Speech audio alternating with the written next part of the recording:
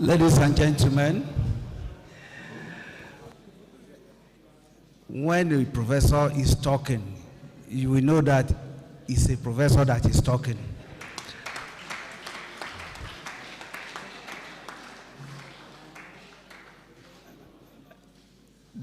Well, there's no doubt that the time given is not enough and will not be enough.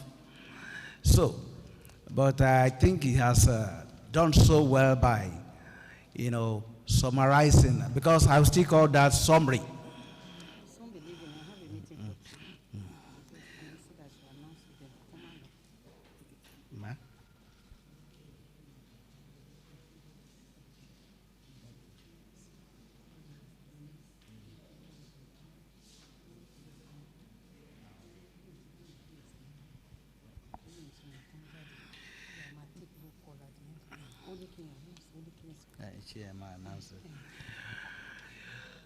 So, the professor has done so well, but before I do the repertorying and, the moderation, so to say, let me welcome the SSG of Ondo State.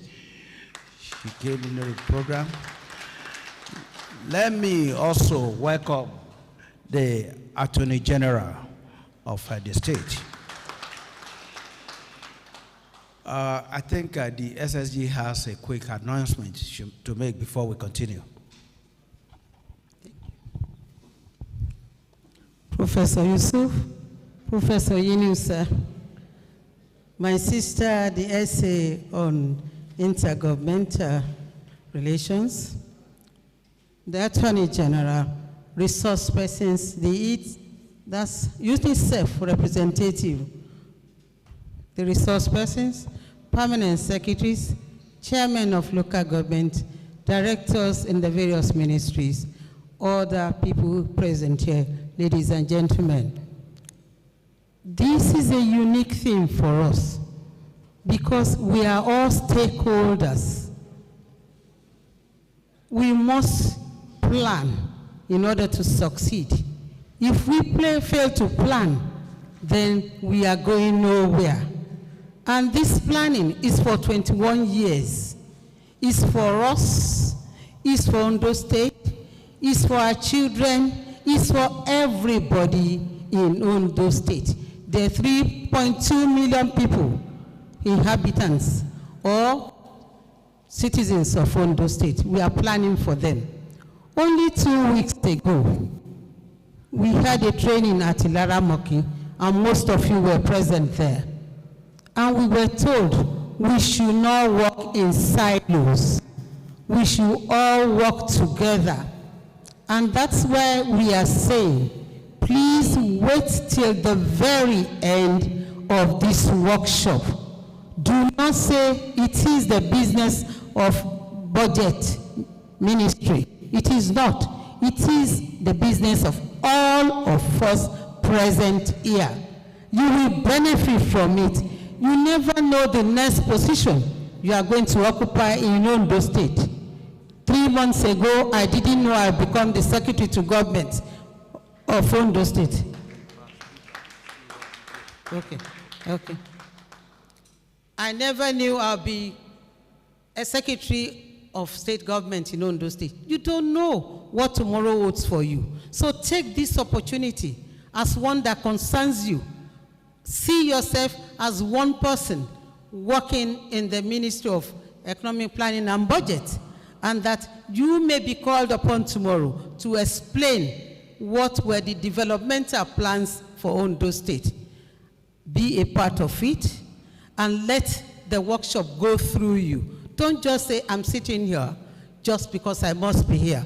Let it go through you so that you understand every bit of it. And if tomorrow you become the governor of Ondo State, you are able to key in into what has been planned for today.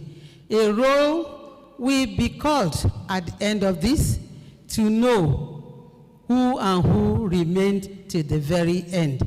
This is especially for the government officials, the permanent secretaries, the local government chairmen who are going to execute this at their various local government councils. It's very, very important for all of us to remain here and learn what has been given out to us. Thank you very much.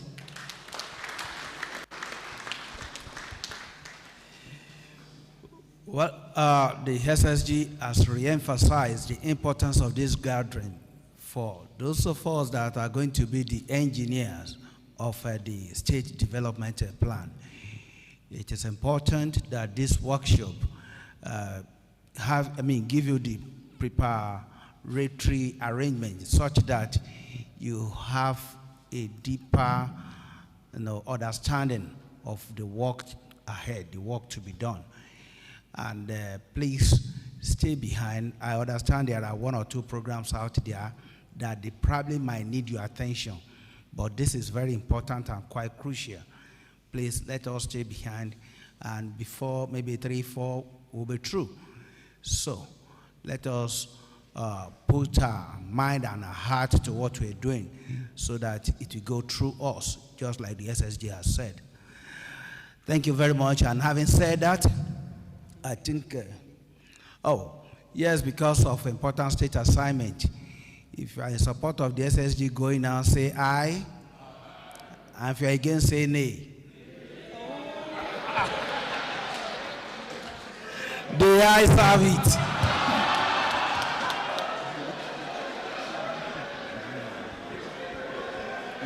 You have rigged the election. He's rigging. He has rigged the election.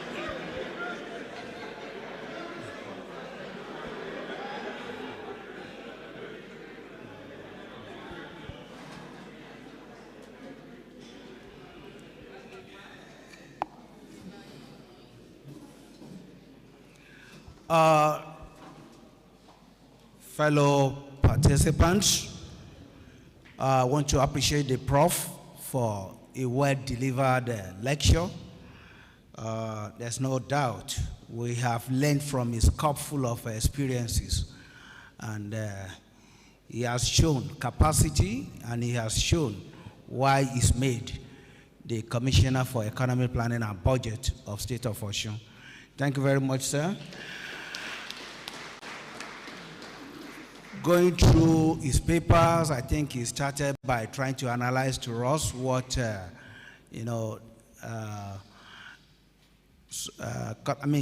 development plan means.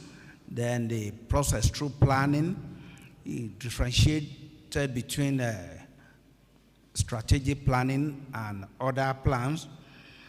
He also made mention that the development plan, as it is seen in the Sustainable Development Goals, is about all what we need and which every state should tap into. And of course, as is escapulated in the growth philosophy of the state, as is seen in Redeemed. And I'm sure every member of this house will know what Redeemed is as a philosophy and policy that is driving the current government in Ondo State. So, if we actually walk in line of Redeemed, it means that we are definitely walking in line of achieving the SDG. Then he also tried to let us know what that the plans, that is the strategic policy, is to be carried out by the policy actors.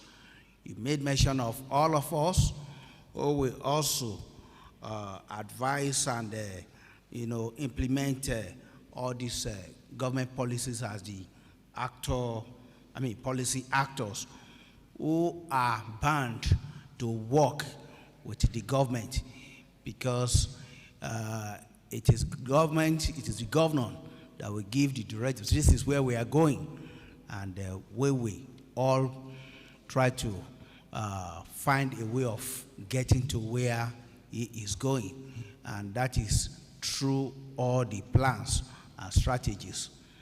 He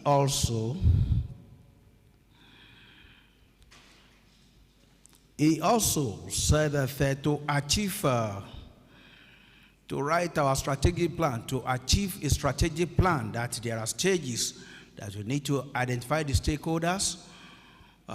We also need to identify strategic factors. Then we also assess performance of strategic factors. Then we should set targets, and as well as develop strategies to achieve the targets. Then set our targets based on the government objectives. Then write our strategic plans. Now, he also, in the course of this, emphasize differentiate between what a strategic plan is, or strategic planning, and other planning. Let me also try to again elaborate on his where he made particular emphasis that in strategic planning there will be there is effectiveness, whereas we're talking about efficiency in other plans. Then this one, I mean, strategic planning is more of top bottom, and is more of outside in. That is to say, you have a larger picture out there. The other plans are bottom up and inside out. That is, from the small unit, you think of how to grow to the outside. But for strategic, you look at what is the global, what is the larger picture. Then you walk towards it. Now you have to break the plans into some units to achieve the larger plans. Then he also tried to talk about budget itself as being a statement of strategic political intention. I think I agree with him, because the budget at all times must follow the direction of government policy and philosophy. And he also particularly mentioned that when we have different units working, the different sectors working, whoever is leading each sector must have the desired qualities.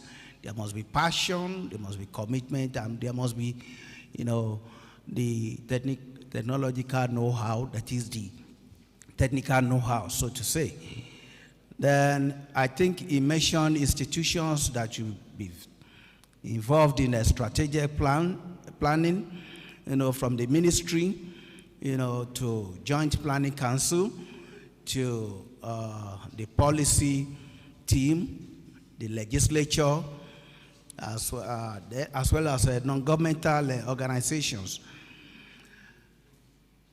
He also tried to look at the legislature,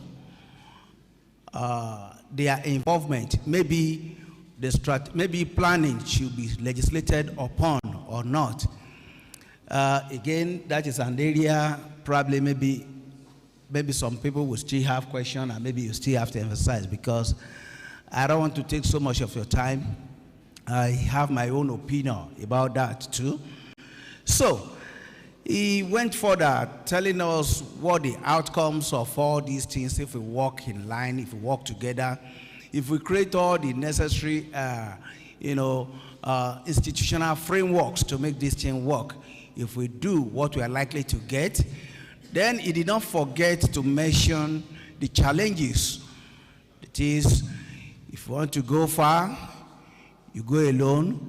But if you want to go far, you go alone. But this time around, he's saying, if you want to achieve that much, then you must work with people. If you're going to get a future strategic plan that will work, then it must not be too flexible.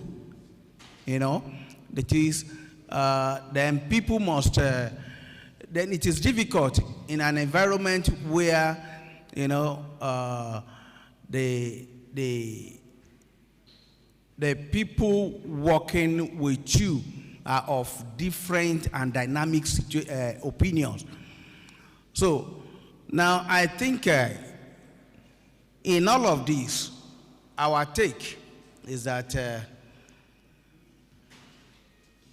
the stages towards strategic planning, social development goal, the role of legislation, and the economic planning, I think we have gone to a stage where we can say, okay, we are more or less in there, because we spoke about the MTSS, the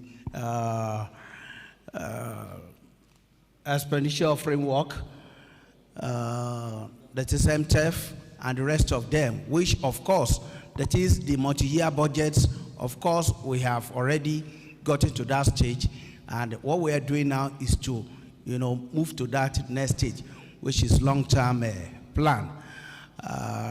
So far, I'm sure there will be questions and answers, but maybe we should just use some few minutes to comment on this or raise our question so that I can take note of them before we move to the next stage. Thank you very much.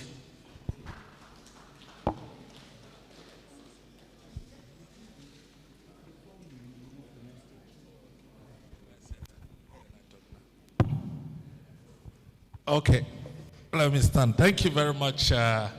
It's quite difficult to talk after a professor has spoken, but for the fact that he has personally seeded some of the discussions around sustainable development and the SDGs to me, and because also I'm the foot soldier of the chief SDG officer of the Federation, and we don't miss opportunity like this to spread the gospel of the Sustainable Development Goals, I would like to intervene briefly.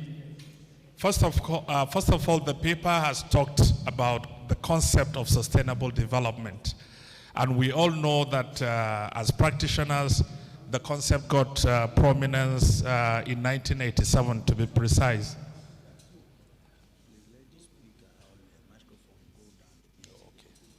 Okay, so can you hear me loud and clear? Okay, so the concept of sustainable development got prominence way back in 1987, actually, with the publication of the United Nations Brundtland Report, which actually defined sustainable development as that development that meets the needs of present generation without compromising the ability of future generation to also meet their own needs. So the paper has made a reference to that. And the framing of the 17 Sustainable Development Goals, 169 targets, 230 key performance indicators, actually got inspiration from that. But after the implementation of the Millennium Development Goals, world leaders met, took account and stock of what happened during the Millennium Development Goals, and I came up with even broader framework. Like His Excellency the Executive Governor mentioned, there is nothing with us that is not related to the Sustainable Development Goals. So when you are providing and making annual budgets for health, education, water and sanitation, rural infrastructure, and it is the mandate that the governor or the president delegates to the bureaucratic agent. And in this context, we are all the bureaucratic agents. And he has made mention that the political principle will always set the goal, the vision. And today, His Excellency, the Executive Governor of Ondo State, has set the vision that he wants an inclusive, participatory, and broad-based development plan for Ondo State. And he has now mandated us as to go and make sense of this vision and under his leadership. So then the concept of commitment and capacity comes in. He also discussed the issue of identifying who has the capacity to do what and how. But I will argue that rather than looking for capacity in delegating responsibilities, we will rather look for commitment, because research has shown that in the absence of commitment, even existing capacity is weakened. So get people that are committed to this ideal, settle them with responsibilities, and even where there is no capacity, commitment will always find capacity. And that is also clear from his discussion, but that part wasn't well pronounced. His Excellency has also challenged this council to align whatever plan we are going to come up with national and global development agendas and commitments. And for us, the development goal has given us that. I've made mention before His Excellency that OSAP, Office of the Senior Special Assistant to the President, and UNDP are committed to strengthening development planning across the 36 states and the Federal Capital Territory. We have seen examples of good practices, and I think what we are having in Ondo is also one of the best practices. Gombe State just completed their own plan. In the place of joint planning council, they had a steering committee headed by the governor himself. And here we have a joint council headed by His Excellency himself. So these are good practices and things that we would like to support. Okay, you have a mandate from the executive governor to go out there and do consultative processes that will bring about broad-based development planning. I said we are committed to supporting this process. Let the plan be broad-based, and then we are able to ensure that this plan meets the act. And I think the Joint Council is an act of parliament, right? So the Joint Council is already, an act of parliament in our own case. He talked about validation and dissemination of the plan. And I think this is key. And I think one learning we have taken from Ondo State is during our initial conversation with the Office of the SA to the governor and the permanent secretary in the Ministry of Budget and Planning. It is that synergy, that understanding between the two offices. I mean, we have started with other states, and it would be uncharitable for me to say this or mention the state, that the fact that the Ministry of Planning and Budget are not agreeing with the SDG special advisor or focal person, we are unable to make progress. And everyone is seeing the other one as a rival body trying to take over his or her job. And then we are unable to make progress. But here in Ondo, we are lucky to have the two of them working together with all the other MDAs. And so for our support, it is a fertile ground for us to operate. And whatever we will do everything humanly possible to do that. I think by and large, this will be my intervention. Like I said, I didn't know I would talk, but from a practitioner point of view that has been in this business for quite some time, and we seize this opportunity to reinforce this idea of development planning. Even an annual plan, even a budget is an annual plan.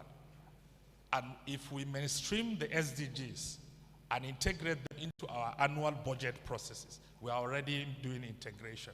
But what we are saying is that in the medium and long term, let us have a coherent plan that speaks to the intent and aspiration of the SDGs.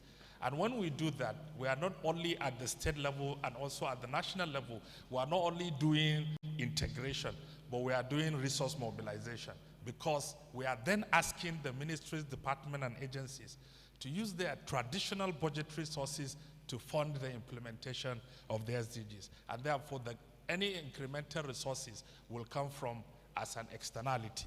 And that is the whole idea of, if we do a careful planning from the budget to the annual budget preparation, spending, and then the long-term and medium-term development plan, we are then pulling all our resources into achieving the sustainable development goals. And so by 2030, we then be able to give good account of our stewardship of the commitment our leaders gave to the 2030 agenda and the sustainable development goals. So I thank you very much for this intervention. Thank you very much, Prof.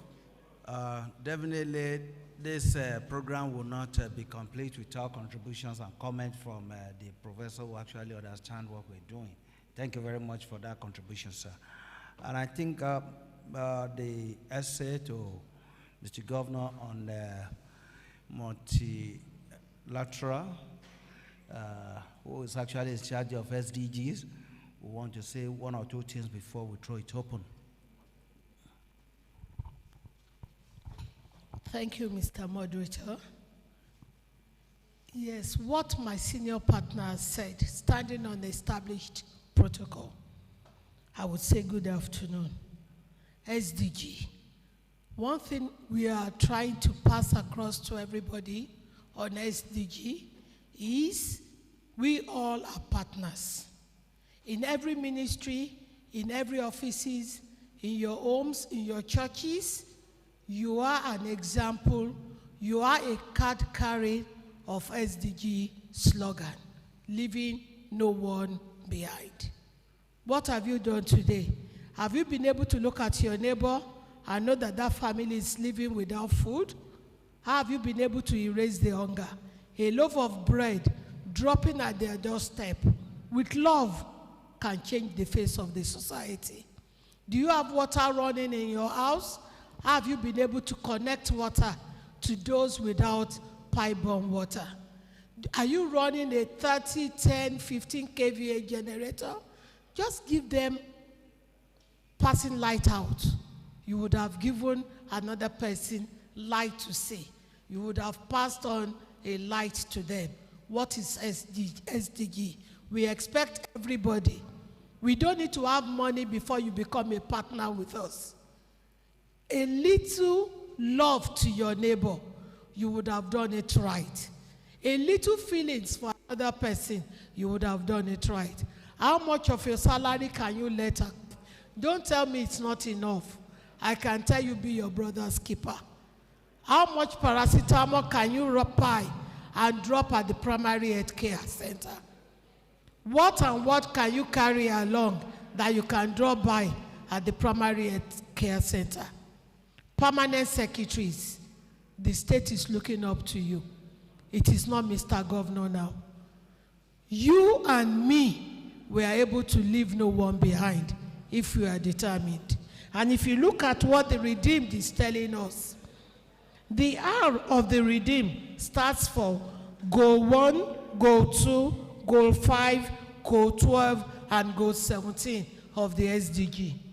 The E of it stands for our goal 1, goal 4, goal 5, goal 8, and goal 17 of the SDG. The D stands for goals 9 and 17 of the SDG. The E stands for goal 16 of the SDG. The E again stands for goal 3, goal 11, 6, and 15. The M is 16 and 17 of our goals. The E is the 7, 9, and 11 of our goals. While the D stands for our goal 9, 10, 12, and 17. So if you look at what Mr. Governor has put in place, we have a development plan. And that plan can be a reality if you are ready to follow us. We look forward to partnering with you. Thank you. Well, thank you very much, the special advisor to Mr. Governor. Like I said earlier, the development plan, so to say, is escapulated in what we have as the philosophy of the state, which is redeemed, and that has been well spelled out by the essay. Now, before we start taking the comments, I think it will just be right. Let's just go to the second paper, which is going to be very brief, and I think Mr. Abumialade is going to take that paper. So we just take it together and ask our questions so that we don't take so much time. I think we are all in agreement with that. Thank you very much.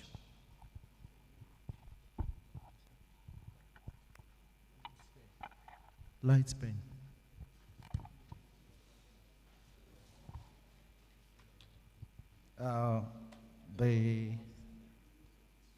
the chairman,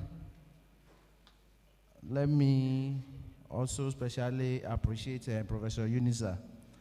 I feel by this time yesterday, we are still trying to battle that you just have to come. Let me appreciate you, sir. He's the Emeritus Commissioner for Economic Planning and Budget, because he's been more than 2-3 terms in office now. Prof, you well done, sir. Let me also, because of our time, let me just recognize my immediate predecessor in office, who is here quietly, and I'm sure because of the face mask, we might not have been able to identify him. I want to recognize Mr. Chris Kolawole. You're welcome, sir. Thank you very much, sir. He has always been part of us in the ministry, not minding his exit from the ministry. Well, gentlemen and ladies, let me welcome all of us to this session, most especially that we are recording this activity this time. Like I said in the morning, for some of us that have been part of development plan in the state, this is not really the first, but this is the first time we are having a long-term plan for the state. Some of us were part of the roadmap to progress during Agagu regime. We had the needs at the national level, we had the seats at the state level. Some of us were part of it. We had the Vision 2020. We had the Caring Hearts. We had the JMPPR and the likes. But like I said, this one is a long-term plan, and it is not a directive from the federal government. So it behoves on us as citizens of the state to ensure that we do it well.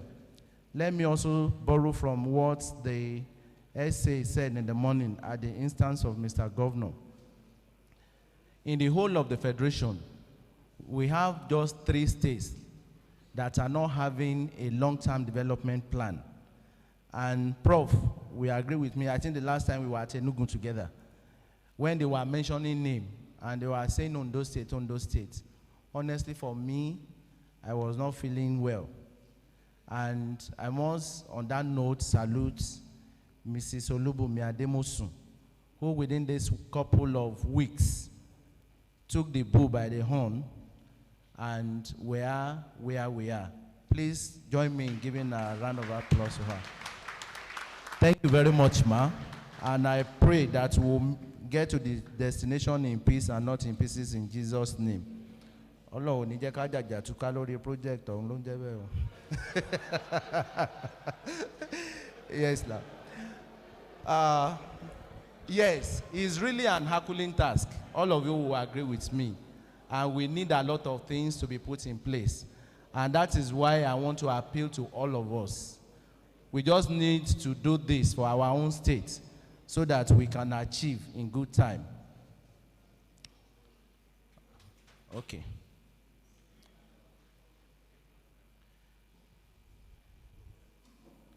That's the outline. We'll be looking at the background, the history of development planning in Ondo State, the redeemed, which we've said so many things about, then the state current planning process, then the challenges of state planning process. Then we look at a vehicle to address the challenges on our planning process. Then the Ondo State Joint Planning Council, what it all entails. Then the terms of reference of the Ondo State Joint Planning Council. Then the institutional arrangements for the crafting of the plan. That is leveraging on all those that have done it, including Osun, State of Osun. Then the proposed plan architecture, development pillars and the thematic areas in the Ondo Agenda 2050, then the expected outcomes of the Ondo State Joint Planning Council, and we'll be concluding. Let me say that whatever I'm saying here, it is just the mindset of the Ministry of Economic Planning and Budgets that is going to be presented to you, and if not for our time, we must be able to agree things before we leave here. Be that as it may, we are going to, these ones will just be postulations for us to ruminate over. And we'll have another session where we'll come and agree on what we want. From the beginning of this program, the intention is that all of us must agree what we want for our state. Are we? Hello? All of us, we are going to agree what we want for the state. It is not for Ministry of Economic Planning to decide and just put on us. Just like mentioning Agenda 2050, I know some people have reservations about it. Say probably 21-year plan is too long, 30-year plan is too long, but we are going to agree in a communique what we feel is best for us. And for your information, the law is there about the composition of the council, ditto to the steering committee, and also to the technical committee. But we are at liberty to determine what we feel is best for us. And, you know, these are the top echelon of the public service of Ondo State. Not the public service alone, also the private sector. So we are to agree on all of these things that we feel will be best for our own generation and generation yet unborn.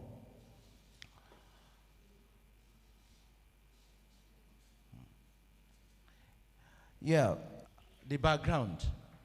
For which of you desiring to build a tower does not first sit down and count the cost, whether he has enough to complete it? Otherwise, when he has laid a foundation and is not able to finish, all who sees it begin to mock him, saying, this man began to build and was not able to finish. That is our Lord Jesus Christ in Luke 14, 28 and 29. I know we are familiar with that.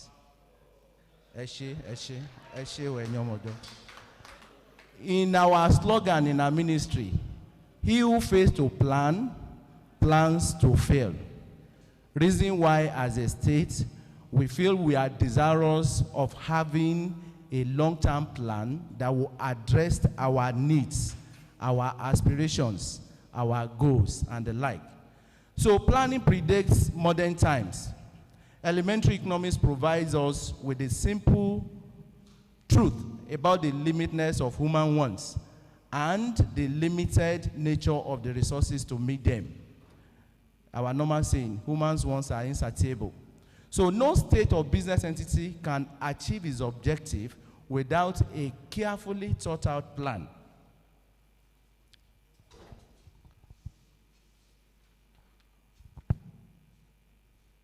In Nigeria, the apex planning bodies are the Joint Planning Board and the National Council on Development Planning, to which all states in Nigeria are members.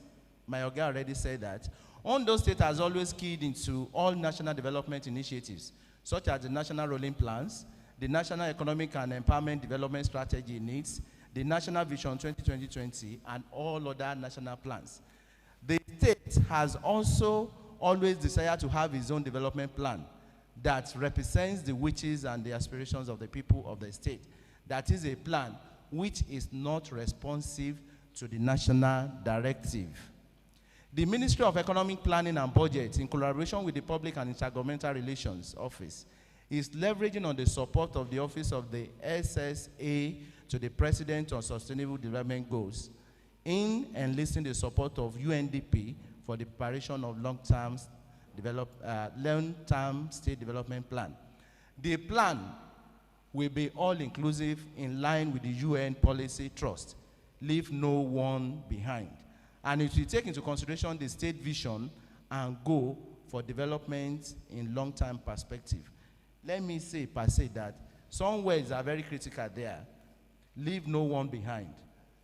Leave no one behind. It's going to be all-inclusive. In the same vein, all of us here too will be looking at the state vision and goal for development in long-term perspective. So the history of development planning in Ondo State. Ondo State was created in 1976. Hence, the state started the development plan journey in 1976 under the third National Development Plan 1975 to 1980. As states were expected to create their own component of the national development plans. We are all aware of this, especially those of us above 40.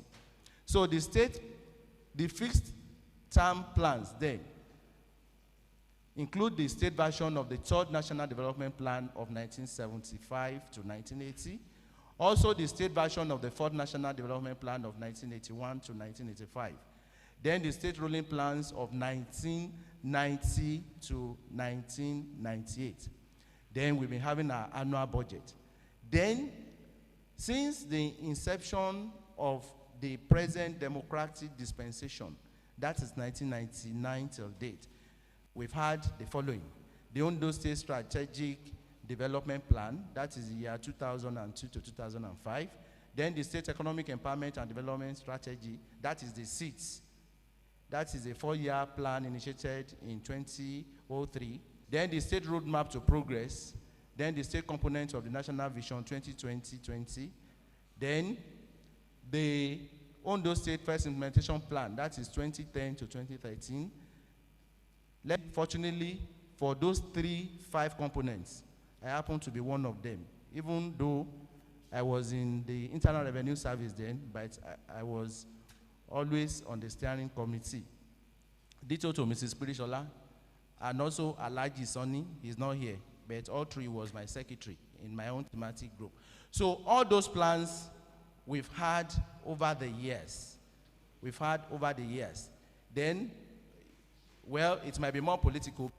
We had the Caring Heart Agenda 2009 to 2016 by Mimico, which we all keyed into then. And I know for all of you that were doing interview then, you will know the acronym, what it all stood for. Am I right? Okay. Then we had the 5-point agenda acronymed JMPPR 2017 to 2020. And the latest one that we are running with now, which is the 8-point agenda with the acronym REDEEMED. And that is supposed to be for year 2021 to 2024. And for all of us that were at Ilara the fortnight ago, we all dealt with it very well. And that is the REDEEMED agenda. And like the SA said, all this is also being mainstreamed to the 70 points agenda of the SDG. And it behoves on us at this level to know what all of them stands for and where all our MDAs will feature in implementing the various activities. And basically, they are just to enhance our well-being and ensure that the state's current planning process. Well, I know in one way or the other, we might have read some of the literatures relating to it, but for us to run this state current planning process, these are what we have in mind. 1, forming of state technical committee. Like I said, whatever the Ministry of Economic Planning has done, it will be subject to the council for approval, and eventually we'll be coming out with a policy of how to do it. And thank God, Prof already said it, Minister of Economic Planning cannot do it. We only serve as secretariat and leverage on your wealth of experience in coming out with a credible document. Also, we'll be assembling existing plan documents. I already read out some of the plan documents we already have in the state. You know, for you to change a system, there is a need for you to do a baseline study of what system you had. So we'll be looking at those documents since 1976. And I expect that all the MDAs, especially all the pillars that I'll be reading out very soon, they should go and see documents already crafted before now. Review it, find fault with them, and as much as possible, come out with a better way that you feel will address the hopes and aspirations of the present-day economy and present-day citizen. So we have to assembling existing plan documents, then assembling general planning information. That is, apart from that which we've done in the states, we should also leverage on all other states that have done something. We should see even best practices outside the shores of Ondo State, outside the shores of Nigeria, so that we can come out with a policy that can really stand the test of time. In the same vein, we must be assembling information from performance review against current year's experiences. Just like These past 3 years has not been the same that we can benchmark with another year. In fact, year 2020 was worst off. Nobody ever envisaged COVID, or probably the rate at which COVID will have effect on all of us will be as much. But let me tell you, every parameter that was set in setting the standard for last year failed. I think we were looking at oil of about even $55 per barrel. In US last year, there were times that they were even giving money to people to come and take their oil free. There were about the prof will bail me out of this. We had about 21 days that we didn't even sell any oil in Nigeria. And let me tell you, the effect is what we are feeling more. So any of those indices for last year, we might not be doing ourselves any good. And whether we like it or not, these are areas that we have to think out of the box to see what better we can do. Apart from that, we'll be reviewing existing policy positions. There are still some policy documents and positions that we already agreed. But outside that, we must see how we can do it differently to come out with a document that can really assist us. Also, compiling and outline draft documents. We'll be doing that because whatever our agreement in all the thematic areas, in all the pillars, we are going to have subject master experts that can talk the language of that pillar.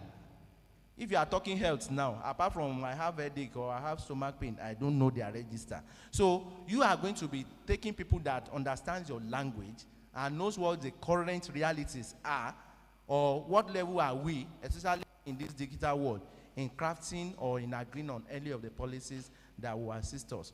Also, we'll be presenting the document to ESCO. Whatever agreement you have, even though there will be stages of review, whatever you do will eventually be subjected to the approval of ESCO.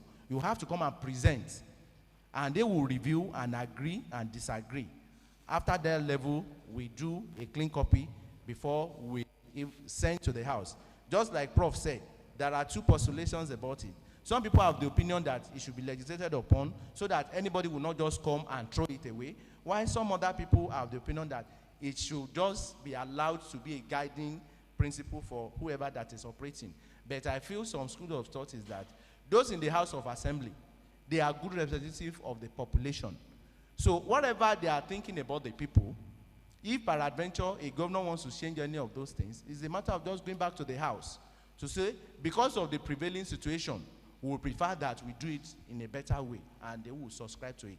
But like I said, all these things are not cast on stone or cast on iron or whichever we want to say. It is a matter of just agreeing the best possible way we want it. And like he said, that is why it will be very, very compulsory that when meetings are called, we must attend, so that we will not be going forward 5 steps and coming backward 15 steps. So all this we have to. Then the implementation is very key. In all the policies that we'll be formulating, the medium term is very important. So MTF will be, MTSS, that is the medium term sector strategies we put alongside for the implementation. We all agree if we want a 2-year or 3-year or 4-year plan, all those ones will be agreed. However, we'll be looking at best practices before we take any of these decisions, so that by the time we are discussing, we are leveraging on previous experience or past experiences that have done it better, so that will not just be, it will not be blind man leading blind man. And by the special grace of God, we are having UNDP, we are having UNICEF, we are having PINT, and some other donor partners that will backstop the consultancy to really put us through.